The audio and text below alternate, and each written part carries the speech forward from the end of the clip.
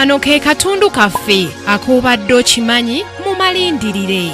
Bill Clinton ye mukulembeze w'eggwanga erya Amerika ow'omulundi ogwanamu ababiri kw'abanamu abana abaakafuga eggwanga lya Amerika munnabyabufuzi omukuukuutivu era nga yebba wa munna Democratic Party Hillary Rodham Clinton avuganya okuddira Barack Obama mu bigere. Amannya ge mu bujjuvu ye William Jefferson Bill Clinton eyafuga eggwanga lya Amerika okuva 1993 okutuusa omwaka 2001. Yaliko gavana we Arkansas okuva mu 1979 okutuusa 1981 ate era n'addamu okubeera gavana omulundi omulala mu 1983 okutuusa omwaka 1997. Olw'okuweereza obulungi eggwanga yalondebwako okubeera ssaabawolereza wa gavumenti mu 1977 okutuuka mu mwaka gwa 1979. Ono nno yazaalibwa mu Augusito w'omwaka 1946 ng'ennaku z'omwezi 19 mu kitundu ky'e Hope, Kansas eky'eggwanga erya Amerika. Ebyobufuzi yabitandika mu mwaka gwa 1974. Entebe y'obukulembeze yagirinnyako mu January w'omwaka 1993 ng'ennaku z'omwezi 2 oluvannyuma lw'okuwangula munna Republican George Walker Bush. Ye mukulembeze wa Amerika yekka eyalondebwa ng'olutalo olw'ebigambo lukomekkerezeddwa luyite Cold War mu kisanja ky'ekyasooka okuva mu 1993 okutuuka 1997. Yateeka omukono ku ndagaano ez'enjawulo ez'okubbulula ebyenfuna bya Amerika. Mu ndagaano ze yateekako omukono mwe mwali eya Omnibus Budget Reconciliation Act ey'omwaka 1997 nga mu ndagaano eno emisolo gy'alina okweyongera ate nga yali ereeta essuubi okusembalirira y'eggwanga. Yateeka omukono ku tteeka ly'endagaano ya North American Free Trade Agreement omwali Canada ne Mexico. Mu kisanja kye ekyokubiri mu ndagaano ze yateekako omukono mwe mwali ey'abaana bonna mu ggwanga erya Amerika okufuna obujjanjabi obw'obwereere n'okusingira ddala abankuseere. Mu kisanja kino munna Democratic Party ono ebintu byamukyukira bwe yeenyigira mu mivuyo gy'okukozesa obubi w'ofiisi ye nga gino okusinga gyali gyekuusako kuganza abawala abato be yali akola nabo mu ofiisi. Mu bawala be yaganza mwe mwali Monica Lewinsky mu mwaka gwa 1998 era nga kigambibwa nti bano omukwano gwabwe gwagenda wala nga n'obujulizi bwaliwo wadde nga Clinton yabyegaana enfunda eziwera ate oluvannyuma n'akkiriza.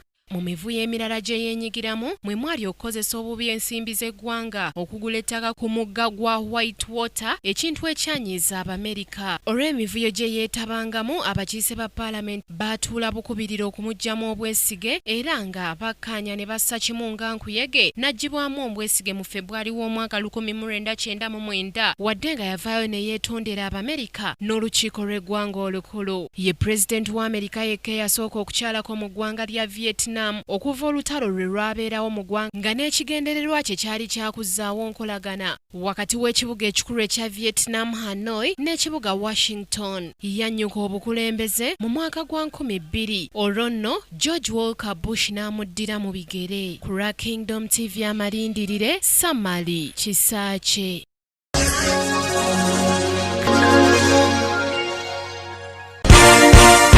This is Kingdom TV.